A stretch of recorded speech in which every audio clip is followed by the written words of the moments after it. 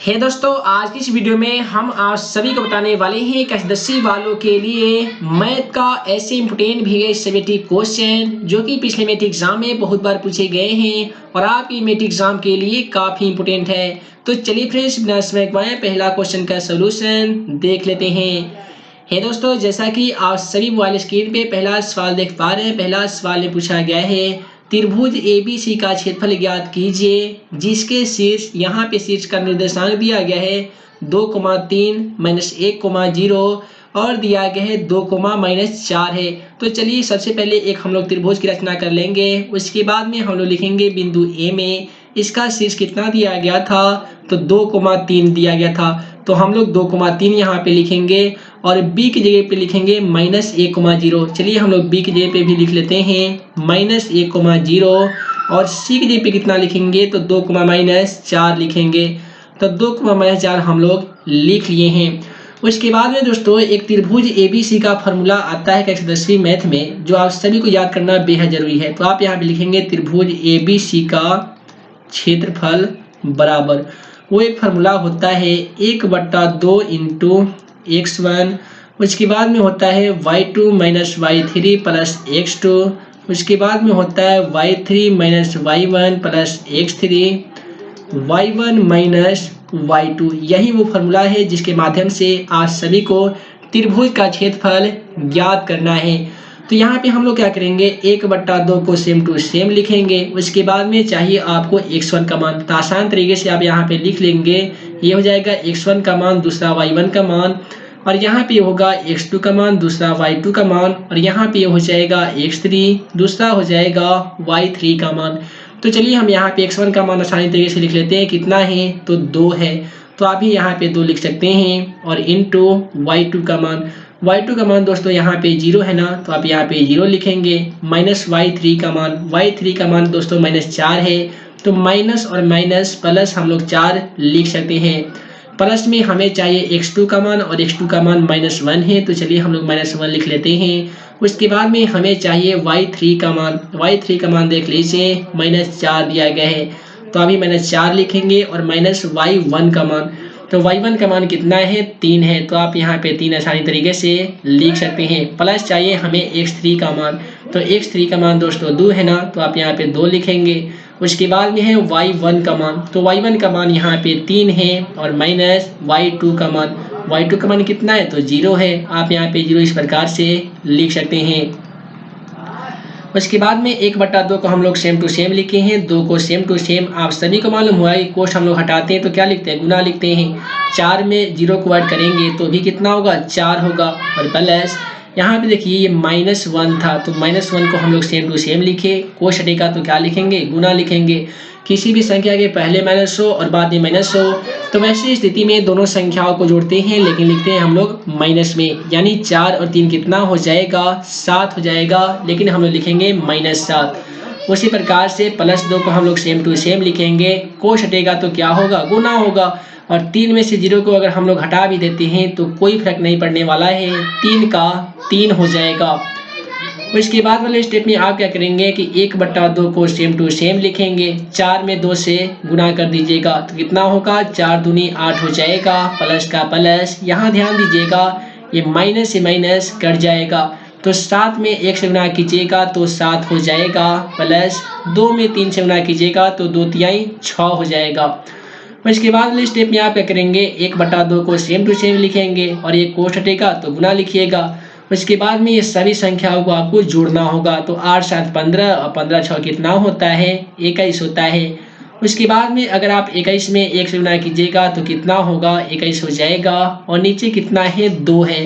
तो इस प्रकार से त्रिभुज का क्षेत्रफल जो हमारा आ गया है वो 21/2 वर्ग मात्रक आ गया है। यहाँ पे वर्ग मात्रक या वर्ग इकाई भी आप लिख सकते हैं। उम्मीद है कि आज सभी को क्वेश्चन का आंसर समझ में आ गया होगा। तो चलिए हम आज सभी को अगला क्वेश्चन दिखा देते हैं।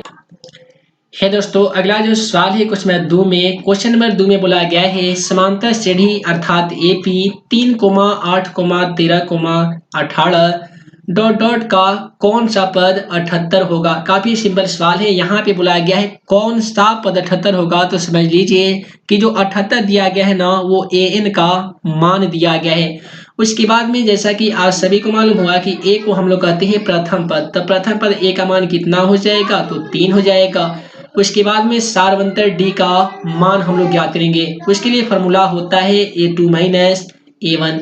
तो देख लीजिए A2 का मान यहाँ पे कितना है, तो 8 है, आप यहाँ पे 8 लिखेंगे। A1 का मान कितना है दोस्तों, तो A1 का मान 3 है। 8 में से 3 को माइनस करते हैं हम लोग तो कितना आता है, तो 5 आता है। तो इस प्रकार से A का मान हमारा 3 आया है, D का मान 5 आ गया है और AN का मान क्वेश्चन में 78 दे दिया गया था। तो हम लोग क्या करेंगे, आसानी तरीके से AN का फॉर्मूला के द्वारा इस क्वेश्चन को सॉल्व करेंगे।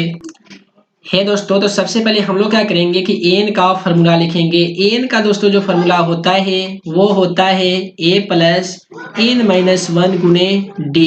तो यहाँ पे एन की जगह पे आपको कितना लिखना होगा, आपको 78 लिखना होगा, क्योंकि एन का मान क्वेश्चन में 78 दे दिया गया था। उसके बाद में आपको चाहिए ए का मान, और ए का मान कितना है, तो 3 है ना, तो आप यहाँ पे 3 लिखेंगे प्लस एन माइनस 1। तो एन का तो मान नहीं दिया गया है क्योंकि एन हमें ज्ञात करना होगा, और गुने डी का मान। तो डी का मान दोस्तों क्वेश्चन में 5 नहीं दिया गया था, 5 हम लोग सारवंतर डी का मान ज्ञात किए हैं। उसके बाद में हम लोग क्या करेंगे, 78 को सेम टू सेम लिखेंगे, प्लस 3 है बराबर की तरह का क्या होगा, माइनस 3 हो जाएगा। और यहाँ पे केवल बचेगा एन माइनस 1 और गुना कितना बचेगा, गुना 5 बचेगा। आप इसे ऐसे बना सकते हैं, 78 में से 3 घटेगा तो 75 बचेगा, और ये गुना 5 है बराबर की तरफ जाकर भाग 5 हो जाएगा। और यहाँ पे केवल एन माइनस 1 ही बचेगा। आप इसे कटा सकते हैं, 15 पचे 75। उसके बाद में आप अगर n बराबर 15 लिखते हैं ना, तो ये -1 है बराबर के उधर जाकर +1 हो जाएगा, और इस प्रकार से n का मान 16 आ जाएगा।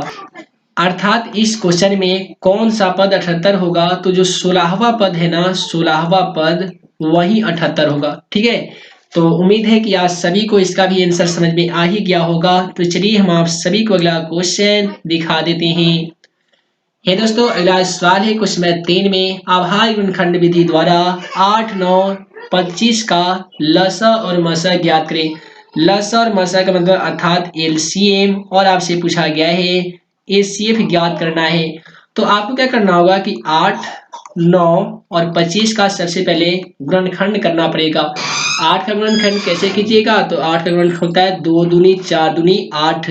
9 का कैसे होता है, तो 3 तिहाई 9 होता है। 25 का कैसे होता है, तो 5 25 होता है।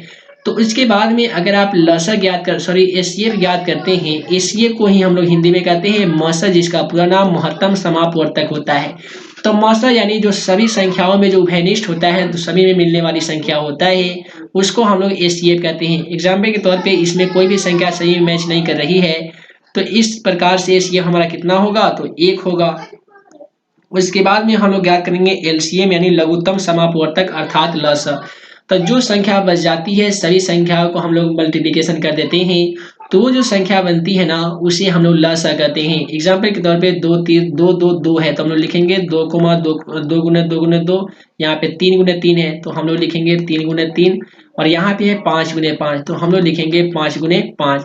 ध्यान दीजिएगा, 2 दूनी 4 दूनी 8 त्रिका 24, यहाँ पे फिर 5 25 दिया 75, 75 में 24 गुना कर लीजिएगा, आपका क्वेश्चन का सही जवाब 1800 आ जाएगा। तो हे दोस्तों, वीडियो लंबी ना हो जिस कारण मैं इस वीडियो को यहीं पे एंड करता हूँ। उम्मीद है कि आज सभी को वीडियो पसंद आया हो तो वीडियो को लाइक करें, अपने दोस्तों में शेयर करें। ऐसे ही नए नए वीडियो पाने के लिए आप हमारे YouTube channel math in magic tips को सब्सक्राइब करना बिल्कुल ना भूलिएगा। तो हे दोस्तों, मैं मुकीम अंसारी जल्द मिलूंगा अगले वीडियो में नए क्वेश्चन के साथ। तब तक के लिए वीडियो देखने के लिए बहुत बहुत धन्यवाद।